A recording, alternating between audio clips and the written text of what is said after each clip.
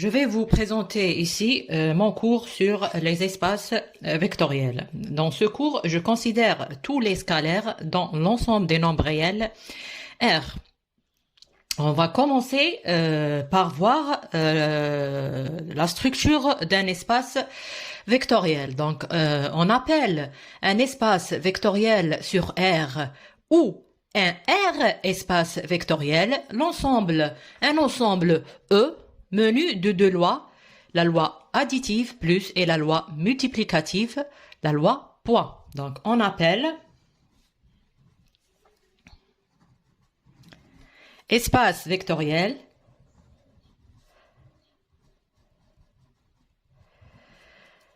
sur l'ensemble des nombres réels R ou un R espace vectoriel. Alors, soit donner un ensemble E,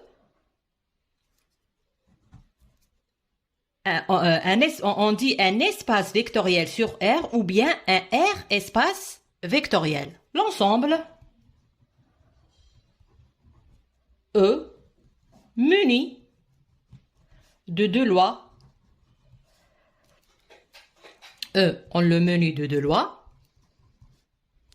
La loi additive, c'est une loi interne et la loi externe, la loi multiplicative. On va voir ça dans les opérations que je vais écrire, les propriétés. Alors, telles que,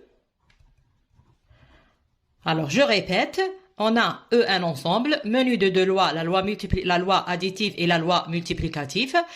E menu de ces deux lois est un espace vectoriel si et seulement si on a 8 propriétés. La première, il faut que, quel que soit deux éléments de E, donc quel que soit X dans E, quel que soit Y dans E, X plus Y appartient à E. C'est-à-dire que la loi additive plus est une loi interne dans E. C'est-à-dire à chaque fois que je prends deux éléments de E, la somme doit être dans E. Donc plus et la loi plus est interne. On dit que la loi plus est interne dans E. Voilà la première condition. La deuxième condition, quel que soit deux éléments dans E, donc quel que soit X dans E, quel que soit Y dans E, X plus Y est égal Y plus X. Ça veut dire que la loi plus est commutative. On passe à la troisième condition. Quel que soit deux éléments, trois éléments, on va parler de l'associativité. Donc, quel que soit trois éléments dans E, quel que soit X dans E, quel que soit Y dans E, quel que soit Z dans E, X plus Y plus Z est égal à X plus Y plus Z. C'est-à-dire plus est associative dans E.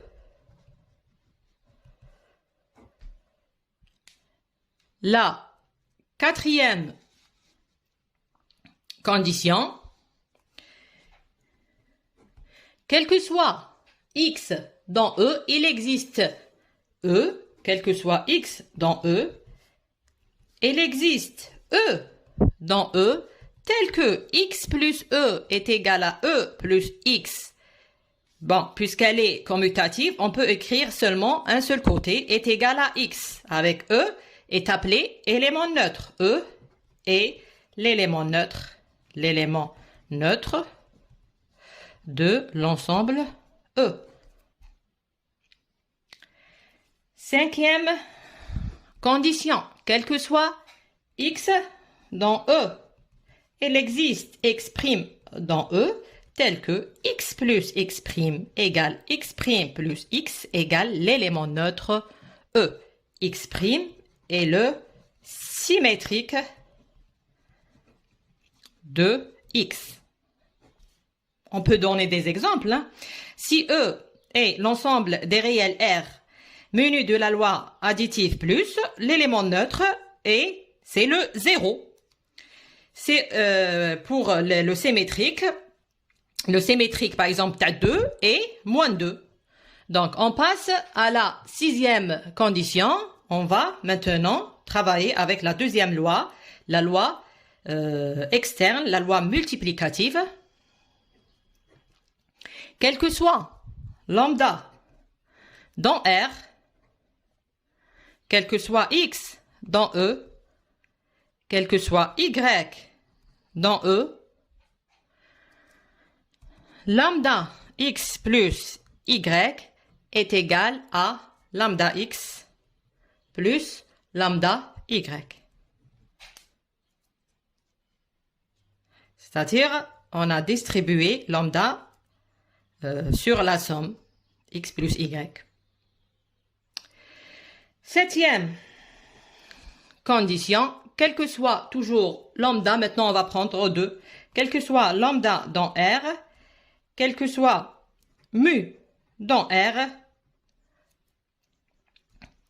lambda mu fois un élément X, donc quel que soit X dans E, lambda fois mu fois X est égal lambda fois mu X. Ça veut dire j'ai le droit de faire rentrer lambda avec X. La dernière condition, la 8e condition, quel que soit X dans R, 1 fois X, la multiplicité ici, 1 fois X est égal à X. Alors, 1, c'est l'élément neutre de R pour la loi multiplicative. 1 est l'élément neutre de R pour la loi multiplicative. Voilà, je répète. Donc, soit donner un ensemble E avec deux lois, pas nécessairement la loi additive et la loi multiplicative. Donc ici, deux lois notées plus et point. Pour que E menu de ces deux lois est un espace vectoriel, il nous faut ces 8 conditions. À chaque fois que je prends deux éléments de E, la somme est dedans. À chaque fois que je prends deux éléments de E, ça commute entre eux, donc X plus Y égale Y plus X, c'est la commutativité. À chaque fois que je prends trois éléments, je peux faire l'associativité, donc les parenthèses. Ici, je peux déplacer les parenthèses. Voilà. L'existence de l'élément neutre pour n'importe quel élément de E, donc quel que soit X dans E, il existe un élément neutre.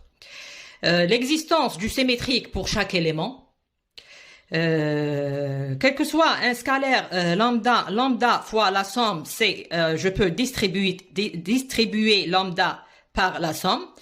À chaque fois que je prends deux scalaires lambda et mu, lambda mu x, c'est lambda fois mu x. Et la dernière condition, 1 est l'élément neutre pour la deuxième loi, la loi multiplicative. Les éléments de l'espace vectoriel sont appelés vecteurs et les éléments de R sont appelés scalaires. Un exemple sur un espace vectoriel, alors exemple, le R au carré, ou bien le Rn, le R au carré, menu de la loi, plus, et la loi multiplicative est un espace vectoriel. On passe maintenant au sous-espace vectoriel, c'est-à-dire quand on prend une partie de l'espace vectoriel et il nous demande de montrer que c'est un sous-espace vectoriel. Donc numéro 2, sous-espace vectoriel.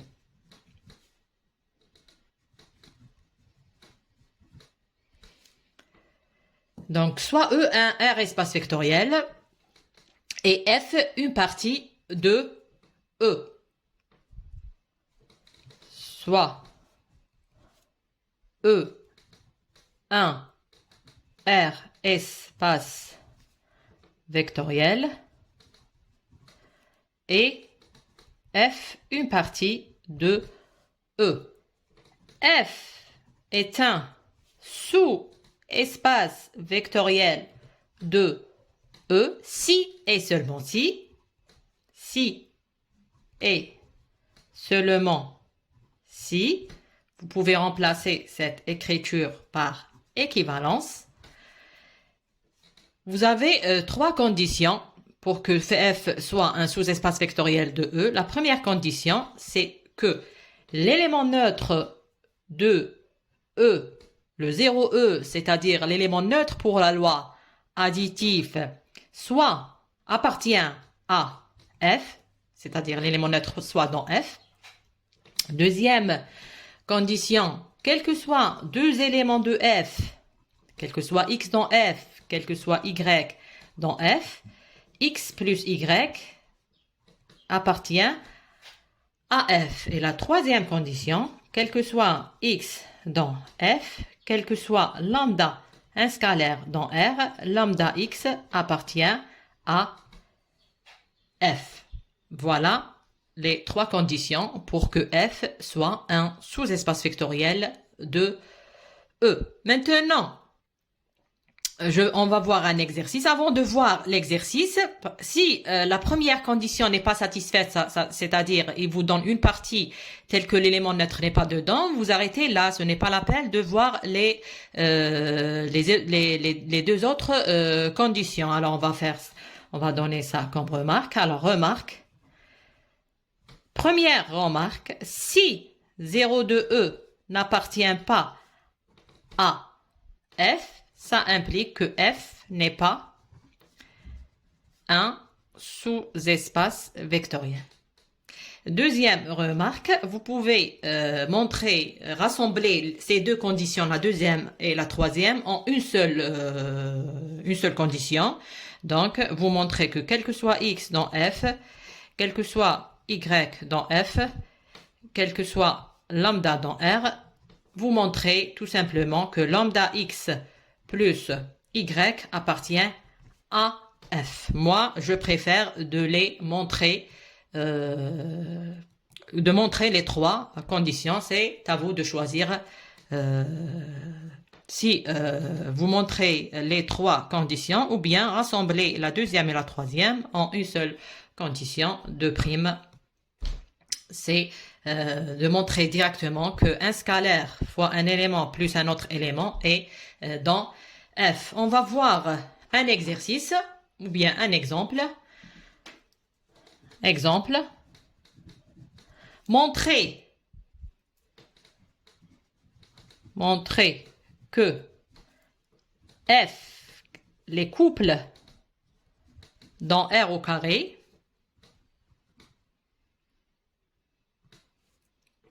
telle que la première composante plus la deuxième composante est égale à 0. Donc, c'est une partie d'un. Alors, montrer que F est un sous-espace vectoriel de R2. Voilà. On a donné comme exemple que R2 menu de des deux lois plus et la loi multiplicative est un espace vectoriel. Maintenant, soit donné une partie de cet espace. La partie F, c'est les vecteurs x, y tels que x plus y est égal R au carré. Montrer que c'est un sous-espace vectoriel. Donc, la première condition, on va voir, est-ce que le 0 de R2, l'élément neutre de R2 pour la loi additive, est-ce qu'il appartient à F2? C'est quoi l'élément neutre, le 0 de R2? C'est quoi? C'est le vecteur 0, 0. Est-ce qu'il appartient à cette partie? Oui, il appartient à F, car 0 plus 0, il satisfait à cette équation. N'importe quel couple qui satisfait cette équation est dans cette partie. Car 0 plus 0 est égal 0. Donc, l'élément neutre est dedans.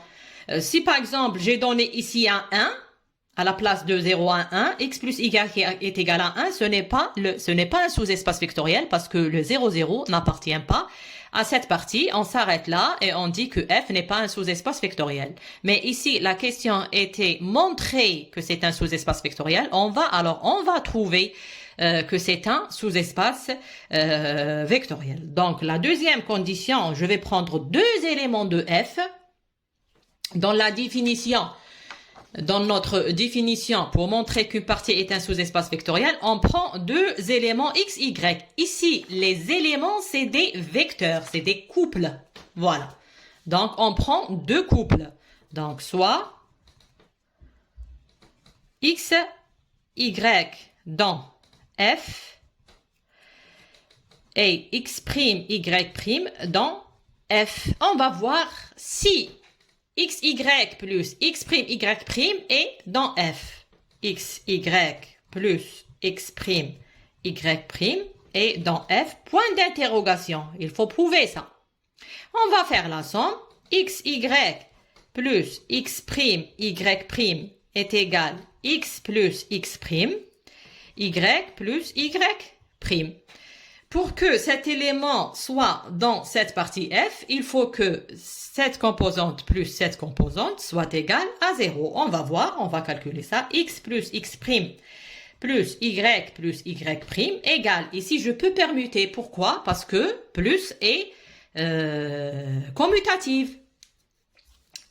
C'était quelle condition? C'était la commutativité. C'était la deuxième condition pour que le E est un espace vectoriel. Ici, le E, c'est R au carré. R au carré est un espace vectoriel. Donc, on a plus et commutatif. Donc, ici, je peux commuter. Donc, X plus Y.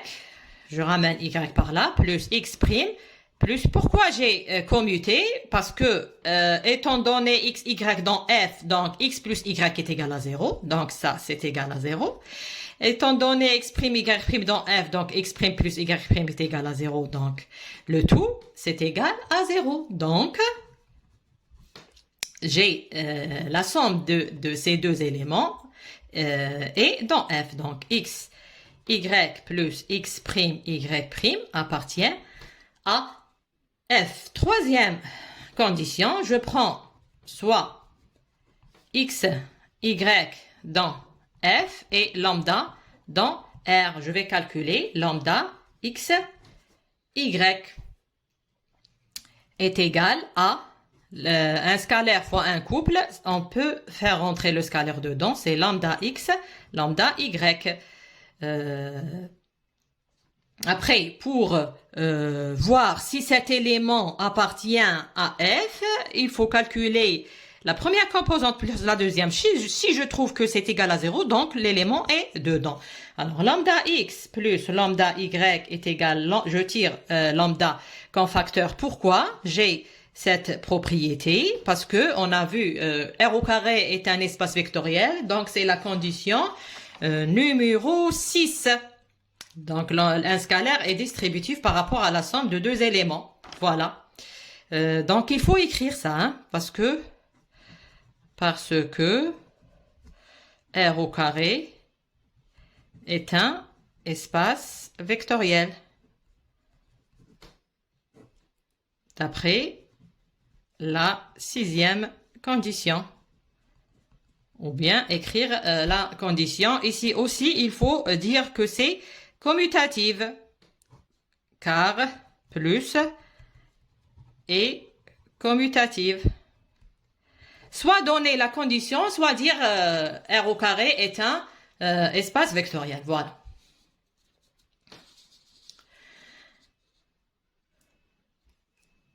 Voilà, donc, puisque x plus y est un élément de F, donc x plus y est égal à 0, et lambda fois 0 est égal à 0, donc j'ai ça, c'est égal, lambda x plus lambda y est égal à 0, donc ça implique que lambda fois x, y appartient à F. Conclusion, F est un sous-espace vectoriel de R2. Un exercice théorique. Alors, exercice. Soit donné deux sous-espaces vectoriels F1 et F2. F1 et F2. Deux sous-espaces vectoriels d'un d'un R espace vectoriel.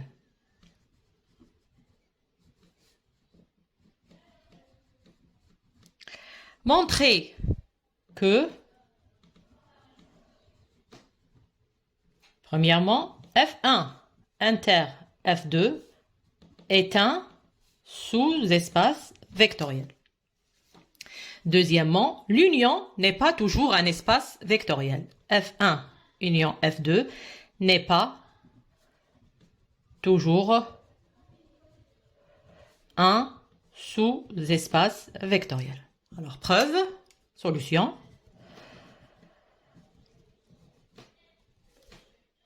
Alors, on a F1 est un sous-espace vectoriel et F2 est un sous-espace vectoriel, montrant que l'intersection est un sous-espace vectoriel. Alors, pour montrer que F1 inter F2 est un sous-espace vectoriel, il faut montrer que le 0 de E appartient à F1 inter F2. Si on prend deux éléments dans F1 inter F2, la somme de ces deux éléments appartient à F1 inter F2. Et si on prend un élément et un scalaire, lambda fois l'élément appartient à F1 inter F2. On commence par l'élément neutre. On est à la première question. Alors, montrons les trois conditions. La première condition, donc I, est-ce que 0 de E appartient à F1 inter F2? Alors, puisqu'on a 0E appartient à F1, car F1 est un sous-espace vectoriel de E. 0E aussi, elle est dans F2, car F2 est un sous-espace vectoriel de E. Ça, les deux, ça implique que 0 de E appartient à F1 inter F2, puisqu'il est dans F2, il est dans F1 et il est dans F2, donc il est dans l'intersection.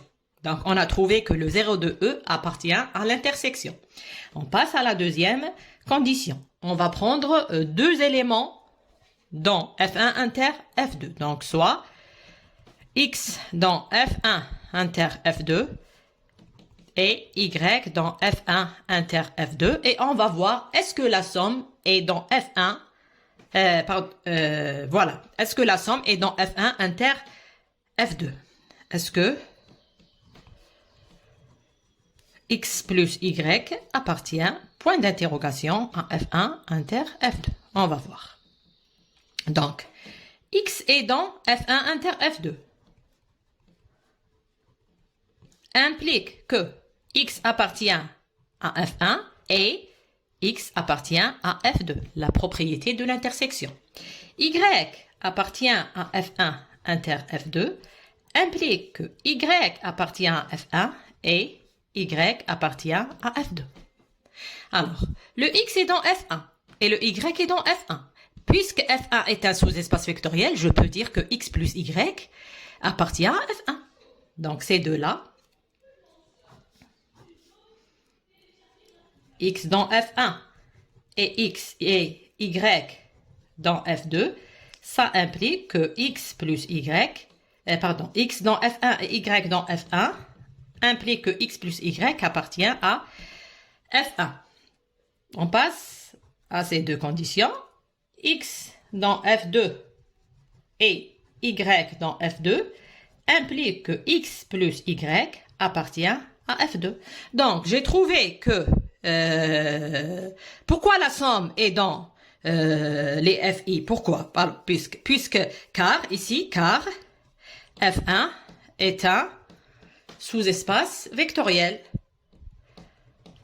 Même chose pour F2, car F2 est un sous-espace vectoriel. Donc, étant donné X dans F1 et Y dans F1 plus F1 est un sous-espace vectoriel, donc la somme est dedans. Même chose pour F2, X dans F2 et Y dans F2. Étant donné que F2 est un sous-espace vectoriel, donc la somme est dedans.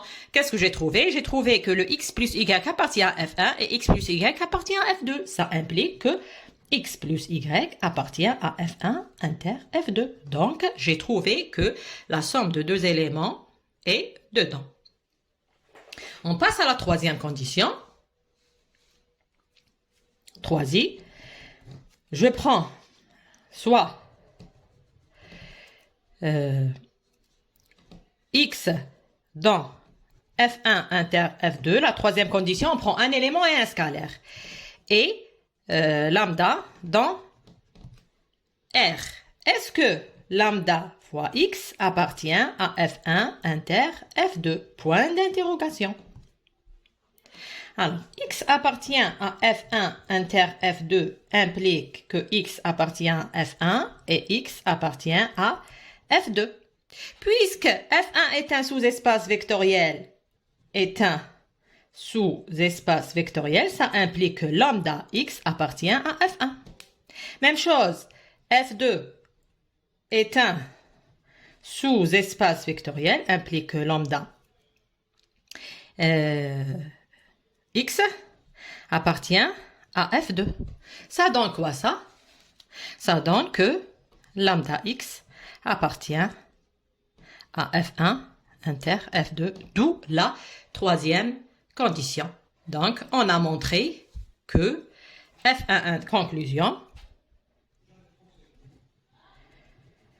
F1 inter F2 est un sous-espace vectoriel.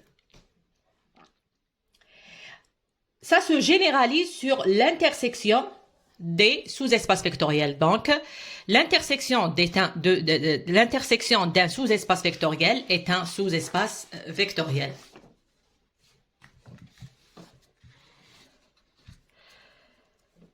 Ça se généralise. L'intersection des FI et dans I, FI des espaces vectoriels, plusieurs espaces vectoriels. Bon, l'ensemble, on peut prendre l'ensemble I à un élément. Alors, l'intersection des FI est un sous-espace vectoriel. La preuve, on fait la démonstration de la même manière qu'on a fait avec deux sous-espaces vectoriels. Vous pouvez la faire tout seul. Voilà. La deuxième question, c'était l'union n'est pas toujours un sous-espace vectoriel. Vous pouvez avoir l'union de deux sous-espaces vectoriels est un sous-espace vectoriel, mais elle n'est pas toujours. C'est pas comme l'intersection. Comment on montre ça? On le montre par un contre-exemple. Alors, la deuxième question, c'était F1 union F2 n'est pas toujours un sous-espace vectoriel. Alors, par exemple, on va prendre F1, c'est les couples XY dans R2 tels que la première composante est égale à 0. Et F2, les couples dans X, dans R au carré, tels que la deuxième composante est égale à 0. On a F1 est un sous-espace vectoriel. Il est clair que c'est un sous-espace vectoriel. Vous pouvez le faire tout seul. Hein. Vous avez le 0, 0 appartient à F1 parce que la première composante est égale à 0. Si vous prenez deux éléments dans F1, la somme est dedans et lambda fois un scalaire aussi est dedans. De la même manière, vous montrez que vous avez F2 est un sous-espace vectoriel. Donc ça, c'est un sous-espace vectoriel de R2. Même chose pour F2, c'est un sous-espace vectoriel de R2. Mais F1 union F2 n'est pas un sous-espace vectoriel. Mais F1 union F2 n'est pas un sous-espace vectoriel. Pourquoi? En effet, par contre-exemple, on prend l'élément 1, 0 appartient à le 1, 0 appartient à F2. Le 0, 1 appartient à F1. La somme maintenant. 1, 0 plus 0, 1 est égal à 1. Le 1, 1 n'appartient pas à E1 union E2. Parce que, alors, n'appartient pas à F1 union F2. Pourquoi le 1,1 n'appartient pas à F1 union F2? Parce que 1,1 n'est pas dans F1 et 1,1 n'est pas dans F2. Car le 1,1 n'est pas dans F1. Pourquoi il n'est pas dans F1? Parce que les éléments, les couples de R au carré qui sont dans F1, c'est la première composante, c'est égal à 0. Et même chose, le 1,1 n'appartient pas à F2. Voilà, donc l'union de sous-espaces vectoriels n'est pas toujours un sous-espace vectoriel.